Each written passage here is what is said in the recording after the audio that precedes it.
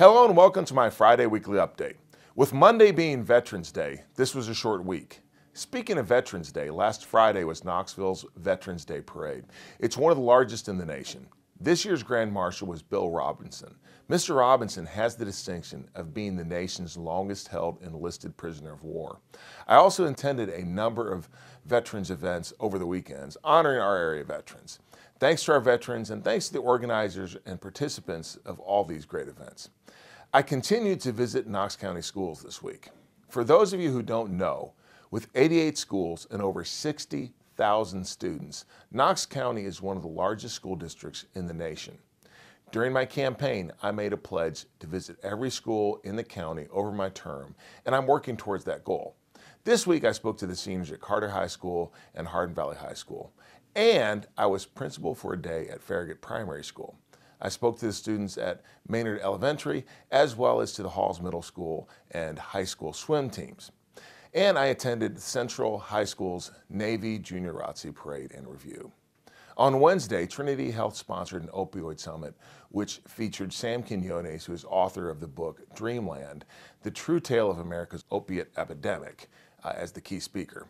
The goal of this summit was to determine where Trinity could best deploy its assets. It's really great to see this issue receiving the sort of attention that it deserves, and it remains a top priority for my office. There is one thing that I'd like to say, though. I think the term opioid epidemic is really a misnomer. It's an addiction epidemic. Currently, opioids are the addiction of choice, and there's no doubt that they have been particularly destructive. But I really believe that we must address the underlying issue, which is addiction itself.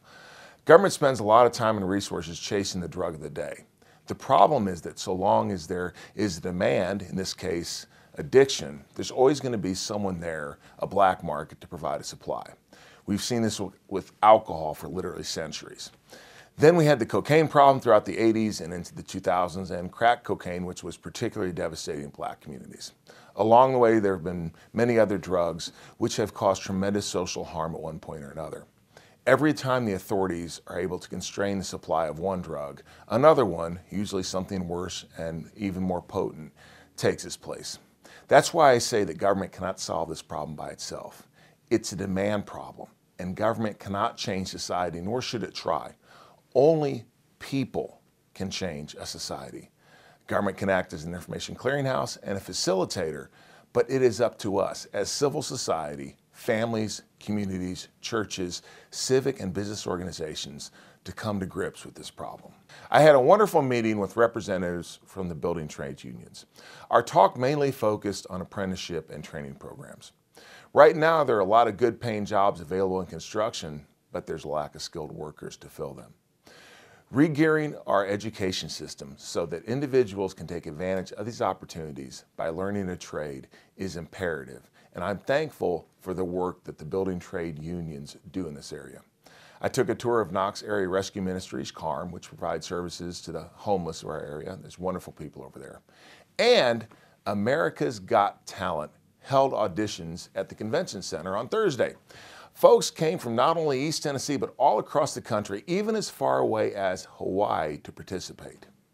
Thanks to AGT to coming from Knox County, as they give folks, especially those from our area, a chance to be on their show, but they also provided a boost to our local hospitality businesses. Unfortunately, I did not get the opportunity to display my hidden talent, which is an uncanny ability to identify obscure 1980s pop music songs. But America's Got Talent Auditions is now following me on Twitter. This week's lunch was at Nick and Jay's Cafe on Lovell Road, home of the famous Double Whammy Burger. Next week, I'll be at Big Kahuna Wings, the Westtown location, on Wednesday at 11 a.m. Hope everyone has a great weekend, and I will see you all next week.